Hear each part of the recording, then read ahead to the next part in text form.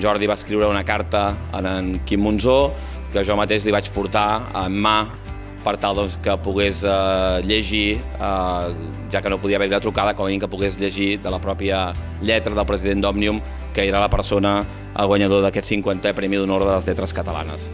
Traductor, narrador, autor de novel·les, guions de cinema, també s'ha atrevit amb el teatre, una cara molt coneguda també per la ciutadania en general a través dels mitjans de comunicació, ha estat traduït a més de 14 llengües, és un dels millors ambaixadors de la literatura catalana contemporània, una persona directa, irònica.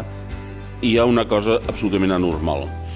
És la primera vegada que el president d'Òmnium no truca al premiat per comunicar-li que ha estat premiat. Mai en 49 anys això ha passat. Però per què passa aquesta vegada? Perquè Cuixart és a la presó. És tan escandalós el que fa la injustícia espanyola amb la gent. Vaig començar un esborrany de resposta, perquè ja que no va poder haver-hi una resposta telefònica, doncs, hosti, escriu una carta. Doncs l'esborrany és allà perquè no sé què dir.